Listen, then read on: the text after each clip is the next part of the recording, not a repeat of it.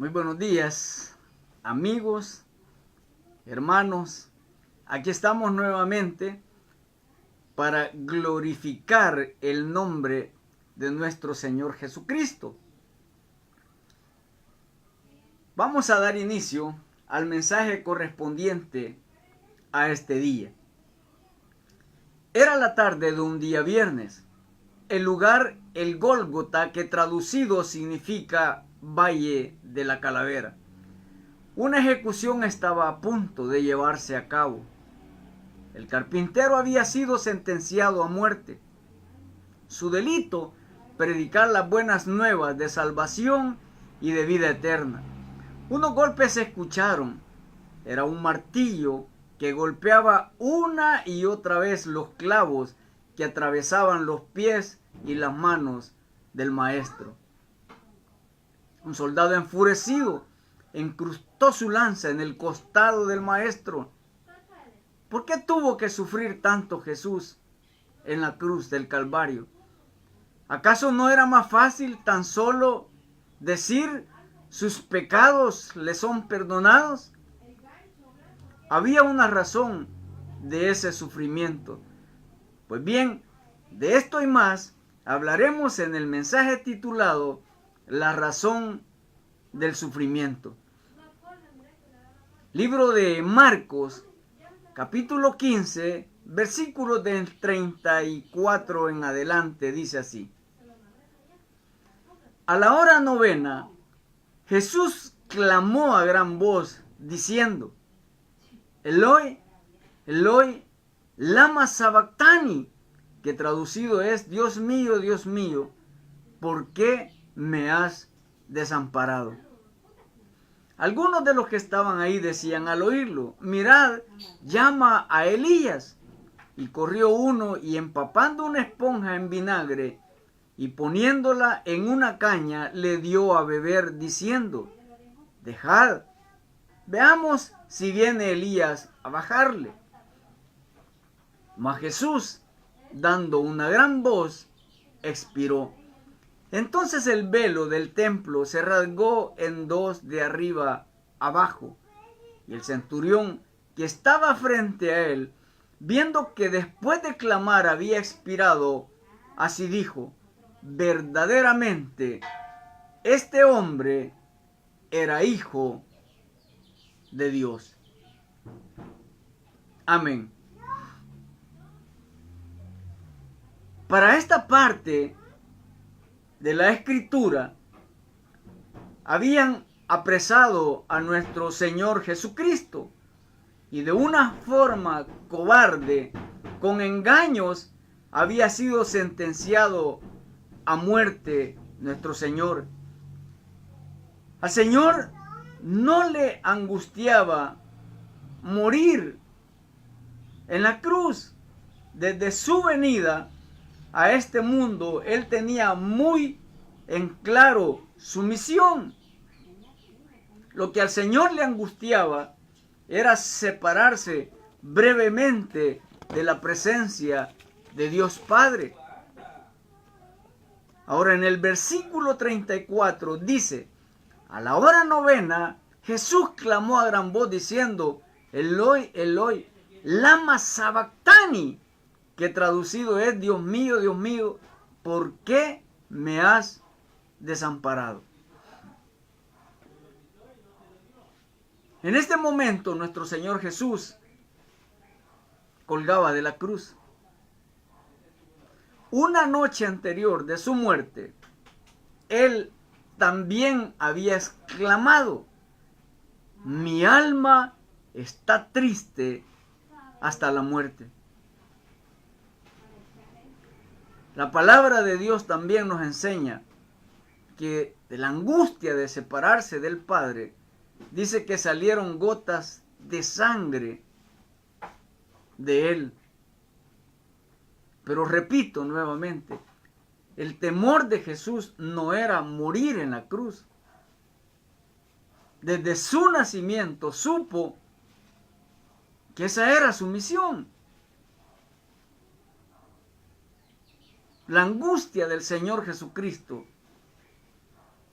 fue apartarse brevemente de Dios Padre. En ese momento en que estaban dando muerte a Jesús, el cielo estaba viendo semejante hecho macabro contra el Hijo de Dios. Los ángeles y Dios Padre estaban siendo testigos del tormento que hombres impíos hacían contra Jesucristo. Ahora, usted debe saber que la crucifixión era la muerte más cruel que sufrían los peores criminales de la época. Cuando condenaban a un reo que iba a ser crucificado, lo paseaban por las principales calles de la ciudad cargando su propia cruz. Y muchas personas, al oír el bullicio, se unían en una especie de procesiones hasta llegar al Calvario, donde sería crucificado. De ahí es donde nace lo que la tradición hace hoy día con esto de las procesiones. Paseaban al hombre por las principales calles, en este caso de Jerusalén, y llegado al lugar,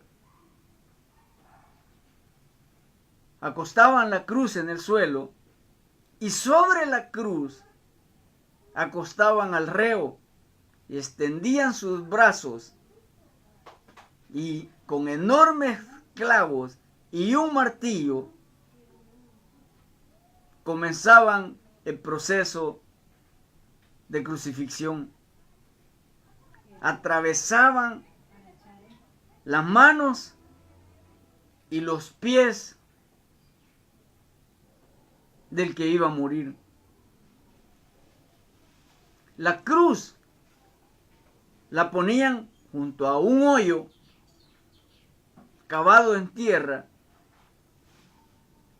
y luego de que ya estaba crucificado, con unos lazos alaban de unas argollas de los extremos la cruz para lograr que quedara de una forma bien parada. Cuando esa cruz caía, la parte de donde estaban los clavos en sus manos se desgajaba. Era un terrible sufrimiento el que padecían. Muchas veces, para apresurar la muerte del reo, quebraban la parte de la espinilla, es decir, entre las rodillas y los pies. Cuando quebraban esa parte, el crucificado recaía un poco y eso ya no le permitía poder respirar. Morían de asfixia y de las diferentes infecciones por las heridas. Todo ese dolor y todo ese sufrimiento lo tuvo que padecer Jesús en la cruz del Calvario, muerto como el peor criminal de la época. Pero repito, no era esa la angustia del Señor, sino separarse brevemente de Él, de Dios Padre. Hay un escritor llamado Of Mandino que describe esta parte de la crucifixión. Él comenta y dice que en ese momento que crucificaban al Señor, todos los ángeles estaban viendo desde el cielo y habían sacado sus espadas y las tenían desenvainadas, esperando que Dios Padre solamente diera un chasquido de dedo y diera la orden de ir a vengar a su Hijo amado. Pero que aunque el Padre veía la angustia de su único Hijo sufriendo en manos de gente malvada, no hizo nada, ni dijo nada para que le ayudaran. Con todo el dolor de su alma, Dios Padre hizo su rostro a un lado y dejó que su Hijo único, su Hijo amado, muriera en manos de gente pecadora. Y alguien podría estar pensando, pero ¿por qué Dios Padre, con todo su poder y su gloria, no hizo nada para ayudar a su Hijo Jesucristo? ¿Sabe por qué no lo hizo? ¿Por qué Dios no permitió que los ángeles intervinieran para rescatar a Jesucristo? Porque si los ángeles hubieran intervenido y Jesús no hubiera muerto en la cruz por nuestros pecados, entonces todos los seres humanos, sin excepción, nos hubiéramos ido a la condenación en el infierno. La muerte de Jesús en la cruz del Calvario tenía ese propósito. En el Antiguo Testamento se ofrecía un cordero como expiación por los pecados del que lo ofrecía. El cordero era degollado y su sangre era derramada. Ese cordero en el Antiguo Testamento tipificaba lo que Jesucristo haría en el Nuevo Testamento. Él murió en la cruz del Calvario, sangrado, como pago por nuestros pecados. Jesús es el Cordero de Dios que quita los pecados del mundo. Haber muerto en la cruz tenía un propósito: perdonar las culpas de nuestros pecados.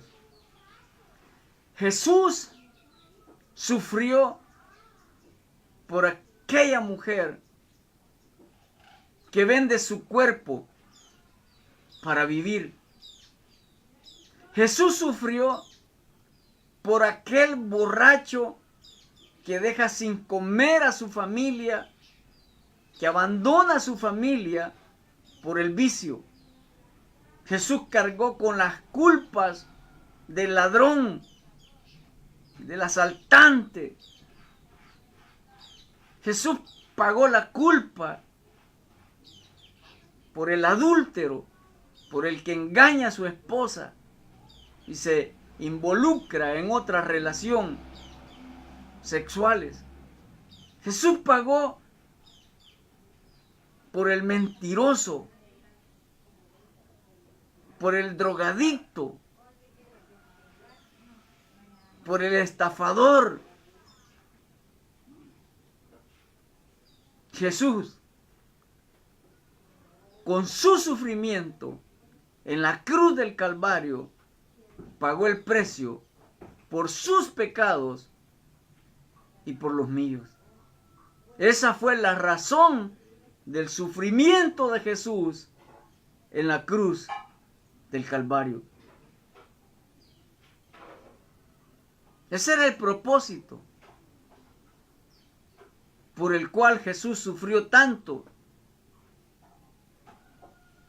en el Calvario, en esa cruz,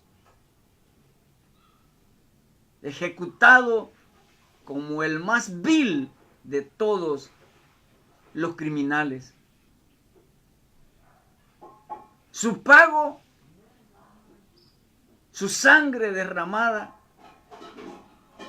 sirvió para que todo aquel que se arrepiente de sus pecados y lo recibe a Él como Señor y Salvador personal de su vida, obtiene el perdón de Dios, la salvación y la vida eterna.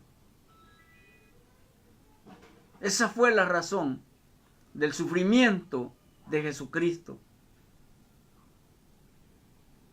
Ahora, usted debe saber que al igual como Jesús pasó por el sufrimiento, tarde o temprano, ustedes y yo tendremos que pasar por el Gólgota, por el Valle de la Calavera.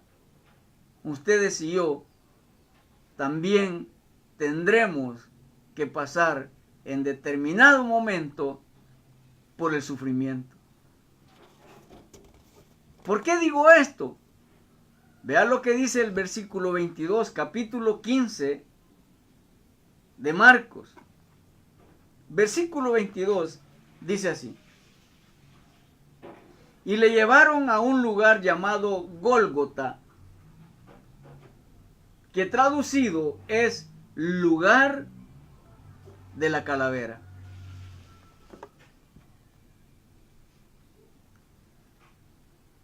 Este lugar de la calavera, le explico.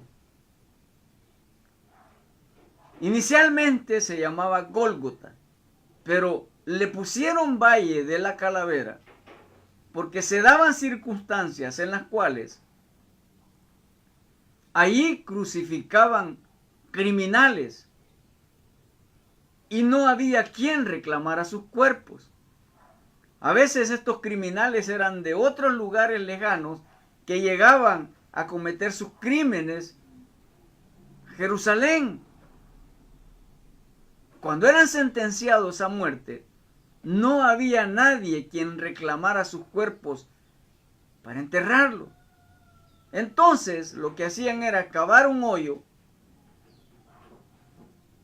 poner el cuerpo y echarle un poco de tierra. El problema era cuando venía la lluvia y comenzaba a erosionar la tierra. La tierra se lavaba.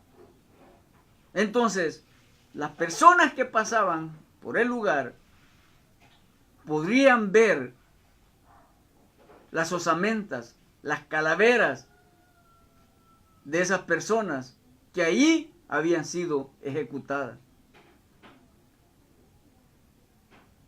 Pues bien, en ese lugar asqueroso, en ese lugar nauseabundo, allí crucificaron a nuestro bendito Señor Jesucristo. Él pasó por ese sufrimiento. Pero esto también nos enseña que tarde o temprano ustedes y yo tendremos que pasar por el sufrimiento. Pero ese sufrimiento tiene un propósito.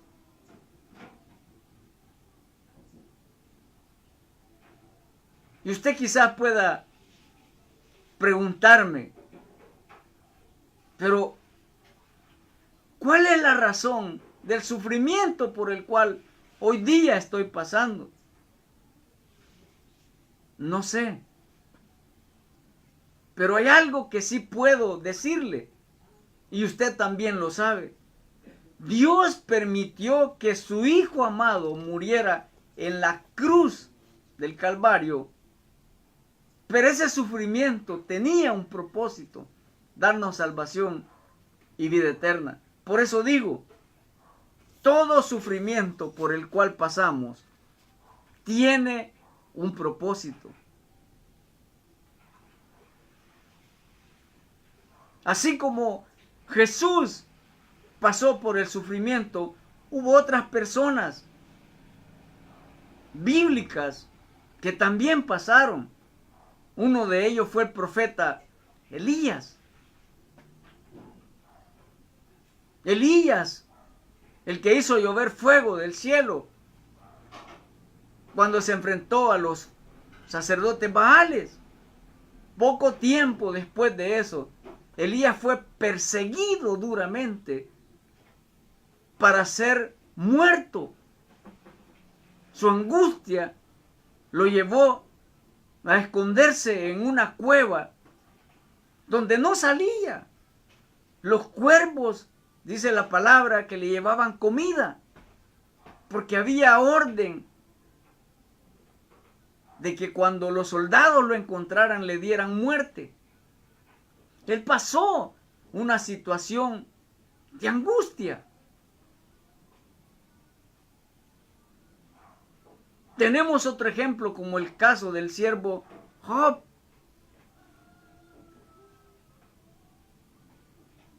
Job perdió a toda su familia. Job perdió todos sus bienes. Y si eso fuese poco, también él tuvo que vivir en carne propia el sufrimiento de una enfermedad que dañó todo su cuerpo. Pero Job, aún en su sufrimiento, dijo estas palabras: Jehová dio y Jehová quitó, sea bendito el nombre de Jehová. Job, un hombre justo, un hombre perfecto delante de Dios, lo perdió todo, pero ni aún en su situación Job blasfemó contra Dios. Job nos sirve como inspiración para aquellos que sufrimos. Ese fue el propósito de su sufrimiento. Hermano, hermana, que hoy por hoy estás atravesando una situación triste, dolorosa, de sufrimiento, y te preguntas quizás que a ti Dios no te escucha, o que a ti Dios no te ama.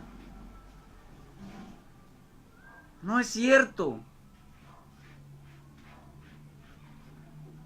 A veces vienen circunstancias de sufrimiento a nuestras vidas que no sabemos el por qué.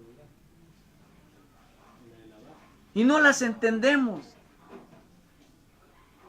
Pero no debemos pretender entender por qué sufrimos. Lo que debemos hacer es confiar en que nuestro Señor Jesucristo tiene el control de nuestras vidas, aunque parezca que el mundo se nos está viniendo encima. Y permanecer firmes como ese hombre llamado Job, que a pesar de todas las cosas que le vinieron, él dijo: Jehová dio y Jehová quitó, sea bendito el nombre de Jehová. Quizá hoy por hoy no entiendas tu prueba, hermano, amigo, y quizá no las logres entender. Será hasta que salgas de tu situación, hasta que salgas de tu prueba, que lograrás entender el propósito de tu sufrimiento.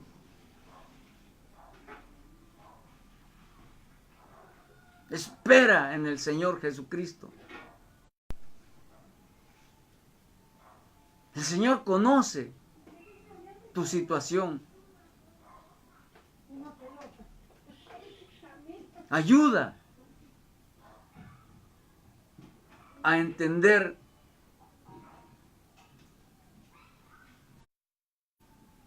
cuál es la voluntad de Dios después de que salimos de la prueba. Es hasta entonces que entendemos por qué tuvimos que sufrir en alguna ocasión. Muchas veces sufrimos por diversas pruebas. Unos sufren de una manera y otros sufren de otra.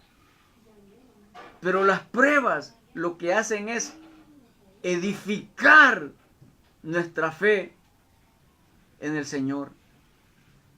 Ahora, también debo decirlo, hay otra causa por la cual sufrimos. Y muchas veces sufrimos producto por nuestra necedad. La mayoría de veces que sufrimos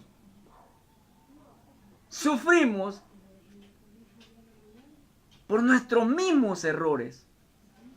¿Por qué digo esto? Vean lo que dice el versículo 27, capítulo 15 de Marcos, versículo 27, dice: crucificaron también con él a 2 ladrones, uno a su derecha y el otro a su izquierda. Aquí tenemos la otra razón por la cual sufrimos. ¿Por qué dice que habían crucificado junto a Jesús a estos 2 hombres? Ahí lo dice, eran ladrones. Ellos estaban pagando justamente el producto de sus pecados, de sus errores.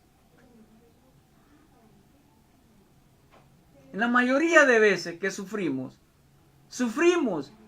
por necios. Hablemos, por ejemplo, de las tarjetas de crédito. Sacamos 2 o 3 tarjetas de crédito y comenzamos a gastar en cosas que a veces no necesitamos. Pero ahí está la tarjeta. Ir a comer a lugares caros, comprar ropa de marca, zapatos de marca, y gastamos como si nunca el dinero de las tarjetas se va a terminar. De pronto, cuando nos damos cuenta, las tarjetas están topadas. Y ahí viene el dolor y el sufrimiento. Y la angustia. ¿Y hoy cómo voy a hacer para pagarlas? En el caso de préstamos personales. Está bien hacer un préstamo para cubrir una necesidad, una urgencia. Pero muchas veces, por el hecho que nos hablan y nos dicen que como somos buenos trabajadores y que nos han elegido para poder proporcionarnos un préstamo sin tener ninguna necesidad, nos endeudamos. Y ya con dinero en mano, a despilfarrarlo. Luego viene el sufrimiento.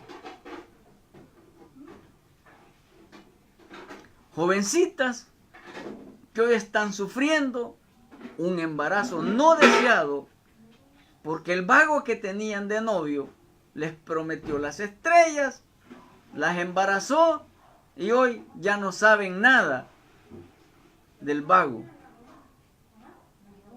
Aunque la mamá las aconsejó, el cipote vago no te conviene, no hicieron caso, se enredaron y ahora están con un embarazo no deseado y su vida truncada.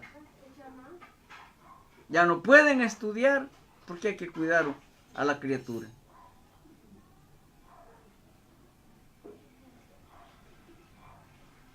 Personas que comenzaron a consumir bebidas embriagantes, como si el alcohol se iba a terminar, a emborracharse una y otra y otra. Al final resultan con una enfermedad en su hígado, en sus riñones. Muchas veces vienen pruebas a nuestra vida, pero en la mayoría de veces pagamos las consecuencias de nuestras locas decisiones. Pero aún sea prueba o sea decisiones equivocadas por las cuales sufrimos, Dios en su infinita misericordia dice en su palabra que Él no rechaza un corazón contrito y humillado.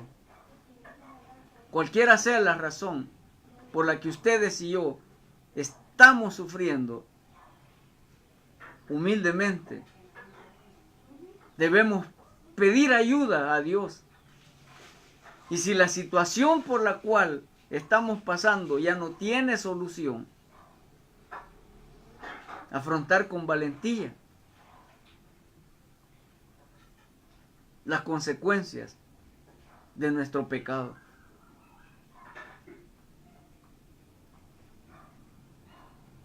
Dios es grande en misericordia y sé que Dios puede reparar cualquier situación, pero también debo decirlo, en el caso de una separación, hay situaciones que ya no tienen remedio.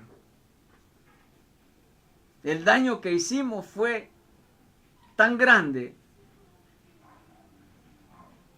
que la pareja decide ya no. Y aunque nos duele, debemos aceptar nuestro error y pedir fortaleza a Dios y saber esperar en Él.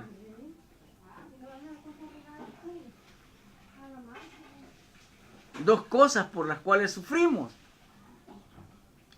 pruebas y decisiones equivocadas.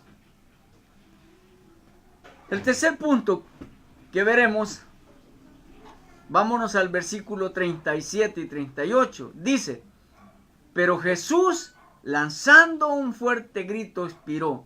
Entonces el velo se rasgó en dos, de arriba abajo. Dice que tiempo después que nuestro Señor Jesucristo murió en la cruz del Calvario, el velo del templo se rasgó de arriba abajo. Ahora le explico. Dentro del templo habían dos lugares. Uno era el lugar santo, donde permanecían los sacerdotes dando la enseñanza al pueblo, y la otra era el lugar santísimo, donde literalmente permanecía la presencia de Dios. Había una división, era un enorme velo, una especie de cortina enorme que dividía esos dos lugares, el lugar santo y el lugar santísimo. Una vez al año, el sumo sacerdote entraba a interceder por los pecados del pueblo de Israel y entraba a la presencia de Dios, a hablar con Dios, a interceder por los pecados del pueblo. Si ese sacerdote no estaba bien santificado, generalmente usaban una vestimenta donde llevaban colgando varias campanitas. Si las campanitas sonaban, era porque Dios había aceptado su presencia. Pero si las personas ya no oían el movimiento de las campanillas, era porque Dios había fulminado a ese sacerdote. Pues bien, el sacerdote tenía esa obligación de entrar una vez al año a hablar con Dios, a interceder por los pecados del pueblo de Israel. Pero dice acá que cuando Jesús muere en la cruz del Calvario, ese velo que dividía el lugar santo y el lugar santísimo se rompe de arriba a abajo y se abre. Y Dios salió de ese lugar. Aquí encontramos dos cosas. Primeramente, ya no hay necesidad de sacerdote a quienes vamos y le confesamos nuestros pecados. Un hombre igual de pecador que nosotros. Usted y yo hoy día, después de la muerte de Jesucristo en la cruz del Calvario, quien pagó el precio de sus pecados y los míos, podemos doblar nuestras rodillas, cerrar nuestros ojos y entrar a la presencia de Dios.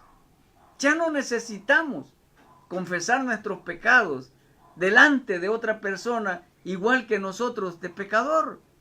Jesucristo es el sumo sacerdote.